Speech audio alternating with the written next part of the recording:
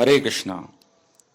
14 सितंबर 2024 को और 15 सितंबर 2024 इन दोनों दिनों में जो एकादशी और द्वादशी का व्रत आ रहा है उसके बारे में बड़ा भारी संशय है।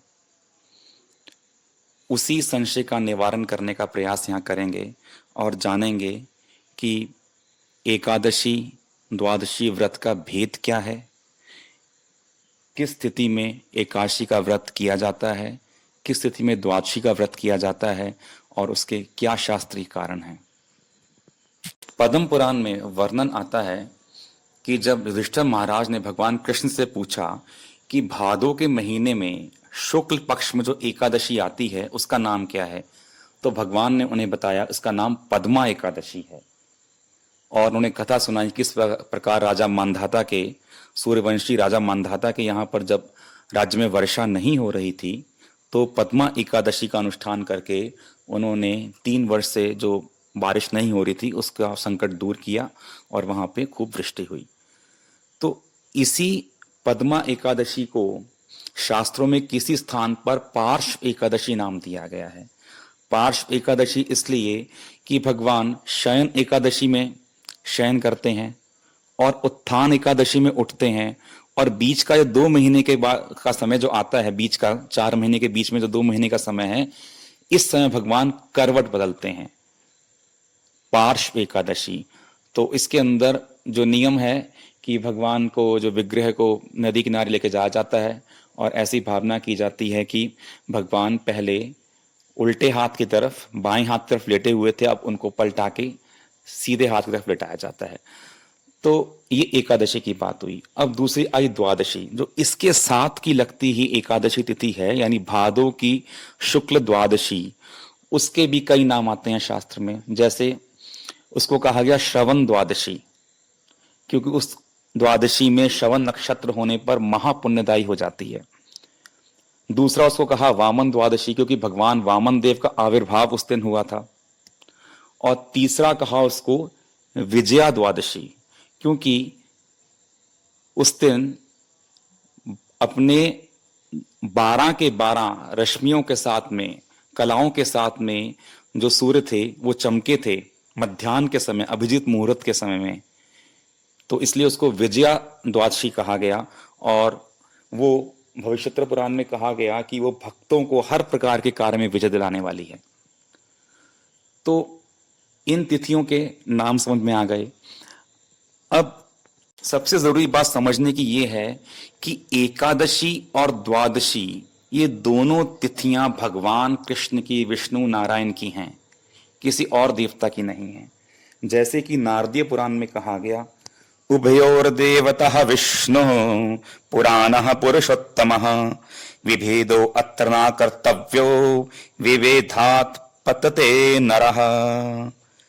जो दोनों तिथियां हैं जिनकी बात चल रही है, एकादशी और द्वादशी, ये दोनों पुराण पुरुषोत्तम भगवान जो विष्णु हैं उनकी तिथि है। इन दोनों में कभी भी भेद नहीं करना चाहिए कि अच्छी है या बुरी है। जो उनमें भेद करता है, विभेदात पतते नरा, उसका नरक में पतन होता है, वो नरक में गिरता है।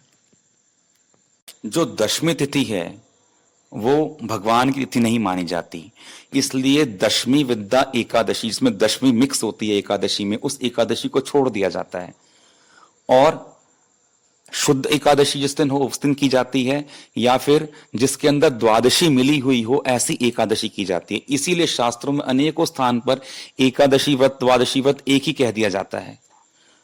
अक्सर उसका नाम द्वादशी ही कह दिया जाता है, क्योंकि दोनों ही तिथियां भगवान के, भेद नहीं करना चाहिए।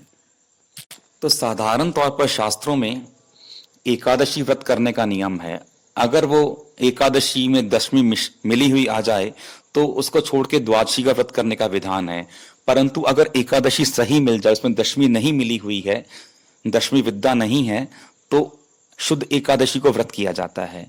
परंतु जब शुद्ध एकादशी मिले परंतु किसी महाद्वादशी का योग अगले दिन बन जाए तो एकादशी छोड़ के महाद्वादशी का व्रत करने पर कई एकादशियों का फल मिलता है। ऐसा शास्त्र का विधान है और ऐसा ही करने के लिए बताया जाता है। ऐसे समय में शास्त्र के अनुसार शुद्ध एकादशी के व्रत को छोड़कर द्वादशी के दिन महाद्वादशी का व्रत करना चाहिए। जैसे कि ब्रह्म वैवर्त पुराण में कहा गया कि 8 महाद्वादशियां होती हैं, जिनमें 4 तो तिथियों के योग से बनती है, यानी द्वादशी तिथि के, और जो 4 होती हैं वो नक्षत्र के योग से बनती हैं।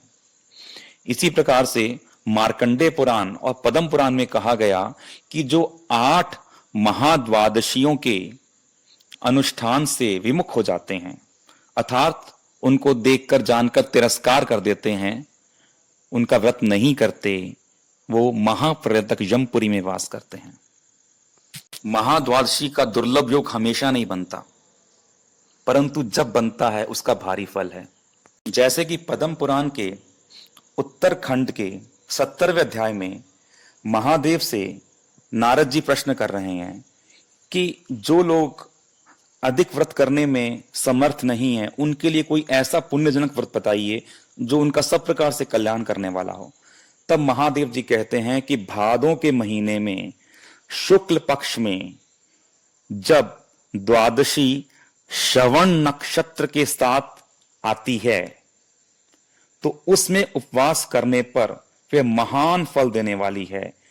उसमें उपवास करने पर 12 एकादशी द्वादशियों का फल मिल जाता है। अगर उस दिन बुधवार हो तो वह बहुत ही उसका महत्व बढ़ जाता है। उस दिन किया हुआ जो कुछ भी कार्य है वह अक्षय हो जाता है, यानी उसका पुण्य कभी खत्म नहीं होता।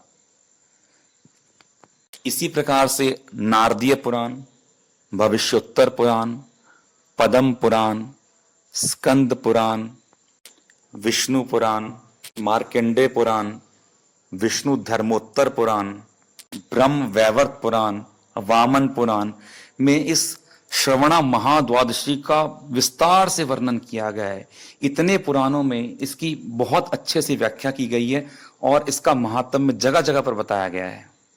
देखिए, नारदीय पुराण में बड़ा स्पष्ट वर्णन है कि एकादशी छोड़कर द्वादशी करना है। एवं एकादशीम त्यक्त्वा, एकादशी का त्याग करके, द्वादश्याम समुपोषणा, द्वादशी में व्रत करें। पूर्ववास रजम पुण्यम सर्व प्राप्नोक्त संशया, पूर्ववास रजम पुण्यम अर्थात एकादशी का पुण्य उसमें मिलेगा और बाकी जो महाद्वादशी का पुण्य है वो भी प्राप्त होगा, इसमें कोई संशय नहीं करना चाहिए। तो अब हमने जान लिया कि जब श्रवण द्वादशी, विजया द्वादशी या वामन द्वादशी का महायोग उत्पन्न हो, उस समय एकादशी छोड़कर द्वादशी व्रत करने का विधान है। तो अगर एकादशी शुद्ध है तब भी उसको छोड़ना पड़ता है। जैसे कि अगर हम देखें, जो एकादशी है वो 13 सितंबर को शाम 5:16 पर आरंभ हो गई है। अगर हम बात करें दिल्ली, मथुरा, इस एरिया की, तो वो 14 सितंबर को शाम को 4:10 तक चल रही है। तो 14 सितंबर को सूर्योदय के समय और ब्रह्म मुहूर्त के समय एकादशी चल रही थी, तो शुद्ध एकादशी है उदयातिथि के हिसाब से, तो उस दिन व्रत किया जा सकता है। परंतु अगले दिन जो 15 सितंबर है, अब 14 सितंबर को द्वादशी शुरू हो गई 4:10 पे शाम को, और वो 15 सितंबर को दोपहर 2:41 तक चल रही है। तो 15 सितंबर को सूर्योदय के समय, ब्रह्म मुहूर्त के समय द्वादशी है, तो वो शुद्ध द्वादशी है। तो द्वादशी तिथि बढ़ रही है 15 सितंबर को, और उसी दिन श्रवण नक्षत्र भी मिल रहा है जो कि दोपहर को 4:40 पर खत्म हो रहा है। यह श्रवणा नक्षत्र 14 सितंबर को शाम को 5:27 पर आरंभ हुआ था, परंतु 14 सितंबर को तो एकादशी थी उदया तिथि के हिसाब से, और 15 सितंबर को सुबह ब्रह्म मुहूर्त के समय और सूर्योदय के समय द्वादशी थी, और दोपहर के समय भी द्वादशी मिल रही है जो कि जरूरी है, और उसी दिन हमें श्रवण नक्षत्र मिल रहा है। तो द्वादशी, शुद्ध द्वादशी और श्रवणा नक्षत्र, श्रवण नक्षत्र, ये दोनों 15 सितंबर को कंडीशंस पूर्ण हो रही हैं। इसी कारण से जो शुद्ध व्रत है वो 15 सितंबर को बन रहा है, महाद्वादशी का। भविष्योत्तर पुराण में कहा गया, द्वादश एकादशो वा स्यात् उपोष्या श्रवणान्वितः, यानी द्वादशी हो चाहे एकादशी हो, जिस दिन श्रवण नक्षत्र हो उस दिन व्रत करना चाहिए। परंतु उसमें भी द्वादशी की प्रधानता बता दी गई कि अगर द्वादशी को श्रवण मिल जाए तो उससे उत्तम कुछ नहीं है, तब उसी दिन करा जाए। अगर द्वादशी को नहीं है तो एकादशी में श्रवण नक्षत्र मिल जाए तो उस दिन व्रत कर लेना चाहिए, परंतु अगर द्वादशी में मिल जाए तो उसे नहीं छोड़ना चाहिए। अगर द्वादशी और एकादशी दोनों में श्रवण नक्षत्र नहीं है तब एकादशी में व्रत कर लेना चाहिए, तब पद्मा और पार्श एकादशी का व्रत चलेगा। परंतु क्योंकि यहां पर सुदुर्लभ श्रवण नक्षत्र का योग बन रहा है, वो भी उदया तिथि के हिसाब से द्वादशी बन रही है 15 सितंबर की, इसलिए शास्त्र के अनुसार चलने वाले को 15 सितंबर को ही इस महाद्वादशी का व्रत करना चाहिए। अब व्रत की संक्षेप विधि के बारे में चर्चा करते हैं। भगवान वामन देव इस दिन प्रकट हुए थे और उन्होंने 3 पग भूमि मांगी थी राजा बलि से, और इस प्रकार बलि पर कृपा करने की उनकी अद्भुत लीला हुई थी। तो इस दिन भगवान वामन देव की पूजा का विशेष विधान है। द्वादशी तिथि रहते हुए ही यह पूजा करनी चाहिए। द्वादशी 15 सितंबर को दोपहर 2:41 तक है, उससे पहले पूजा होनी चाहिए, और श्रवण नक्षत्र भी उस समय चल रहा होगा उस समय के अंदर अंदर, तो वह बहुत ही उत्तम है। अभिजीत मुहूर्त में भगवान का प्रकट हुआ 11:15 12:15 का समय है, वो सर्वोत्तम समय है, सुबह भी कर सकते हैं।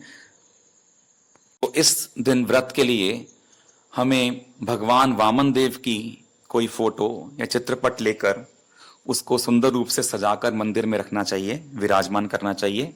भागवत महापुराण के 8वें स्कंद के 16वें अध्याय में 16वें अध्याय से लेकर 23वें अध्याय तक भगवान वामन देव की लीला का वर्णन है, उस लीला का पाठ करना चाहिए। श्री वामन पुराण के अंदर भी वामन भगवान की लीला का सुंदर रूप से वर्णन किया है, उसे ही पढ़ा जा सकता है।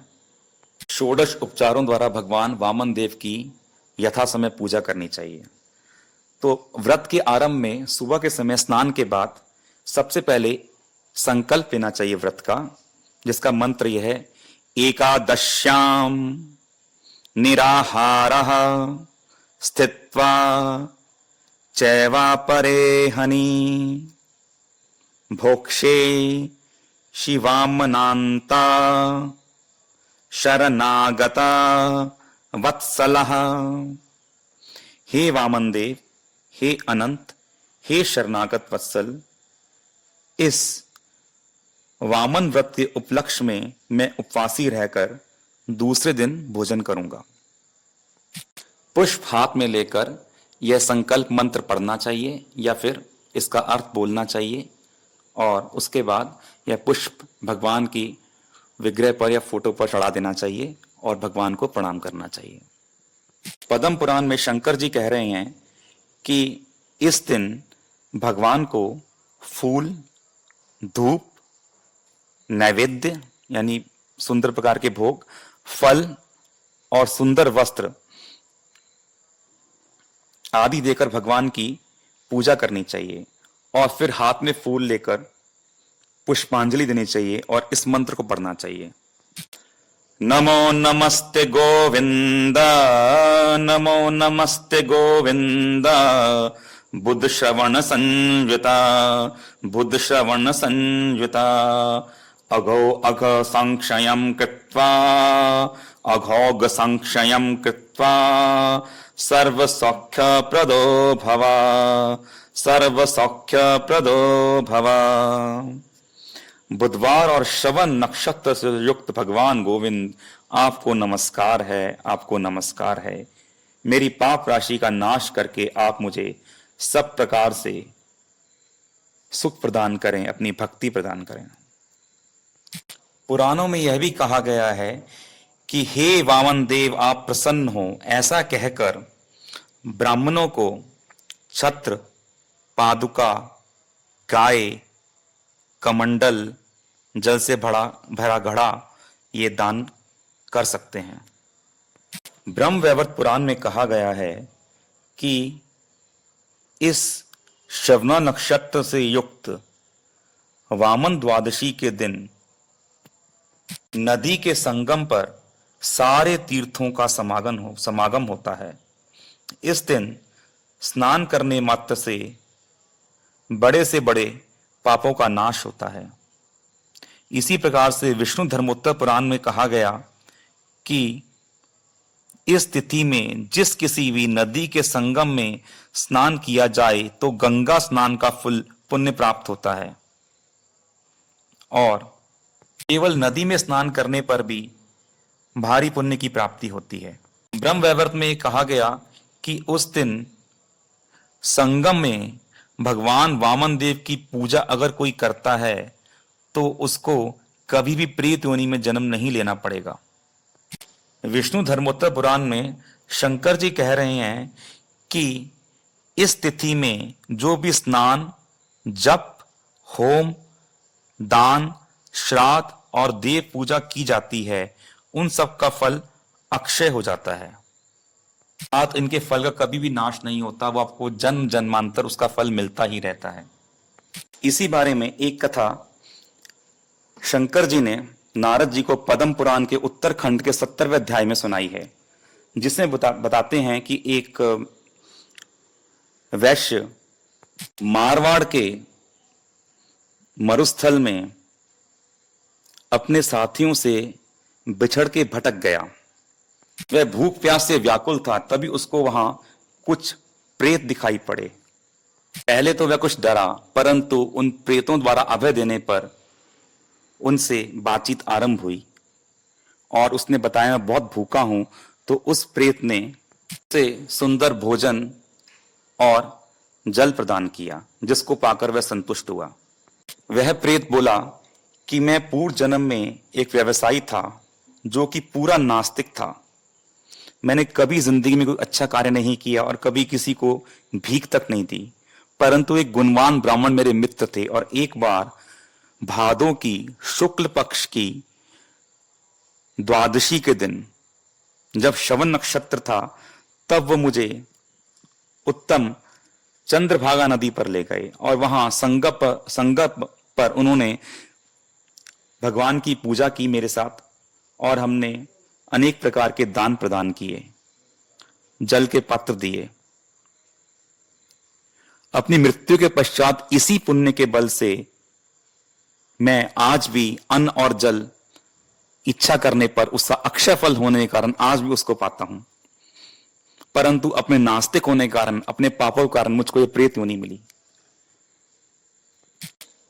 आप बड़े धार्मिक हैं, आप कृपा करके हम सबके लिए श्राद्ध करके हमारा कल्याण कीजिए। तब उस ब्राह्मण और उन्होंने उसको एक गड़े धन का स्थान भी बताया, जहां से उसने वो धन लिया और उनके नाम पे बाद में श्राद्ध करवाया, और जिस का श्राद्ध करवाया उस प्रेत ने आकर उनको प्रणाम किया और कहा कि मैं परम गति को प्राप्त हो रहा हूं। उन सब का श्राद्ध कराने के बाद जब श्रवण द्वादशी आई शुक्ल पक्ष की भादों के महीने में, तब उसने स्वयं भी द्वादशी व्रत का अनुष्ठान किया और अनेक प्रकार का स्नान दान कर भगवान की पूजा की और ब्राह्मणों को भेंट प्रदान की। इस प्रकार प्रतिवर्ष वह यह करने लगा और इसी के बल पर जब उसकी मृत्यु हुई तो उसने भगवान के परम धाम को प्राप्त किया। यह दुर्लभ व्रत इस लोक में परलोक में सब प्रकार का सौभाग्य देने वाला है, उत्तम बुद्धि देने वाला है, सब पापों का हरण करने वाला है और भगवत धाम की प्राप्ति कराने वाला है। एक बार बात फिर से समझ लेते हैं कि 15 सितंबर को द्वादशी उदया तिथि के हिसाब से है और उस दिन श्रवण नक्षत्र भी है, मध्याह्न काल में दोनों उपस्थित हैं। इसलिए इस उत्तम योग के कारण श्रवण द्वादशी या फिर वामन द्वादशी या विजय द्वादशी का व्रत किया जा रहा है और उसमें एकादशी के व्रत के फल की प्राप्ति स्वाभाविक हो जाएगी। तो इसके अंदर जो द्वादशी का समय मैंने बताया है 14 सितंबर को शाम 4:10 से लेके 15 सितंबर को दोपहर 2:41 तक, यह है सूर्य सिद्धांत ऑनलाइन पंचांग के हिसाब से।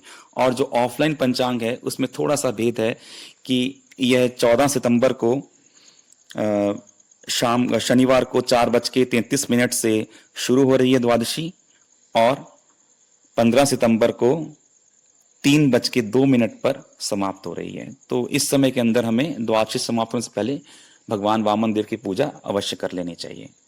16 सितंबर को जिस व्रत का पारण होगा, क्योंकि हमने द्वादशी का व्रत किया और दोपहर के बाद फिर त्रयोदशी शुरू हो गई, तो अगले दिन त्रयोदशी चल रही है। त्रयोदशी समाप्त होने तक पारण करना चाहिए। तो उसका समय काफी लंबा रहेगा सूर्योदय के बाद भी, परंतु हम पूर्वाह्न का समय जो 9:30 बजे का है उस समय तक पारण कर सकते हैं सूर्योदय के बाद। श्री विजया महाद्वादशी की जय, श्रवणा महाद्वादशी की जय, श्री वामन द्वादशी की जय, श्री वामन भगवान आविर्भाव महोत्सव की जय। वाचा कल्पतरुष कृपा सिंधुभ्यैव च पतितानां पावनेभ्यो वैष्णवेभ्यो नमो नमः।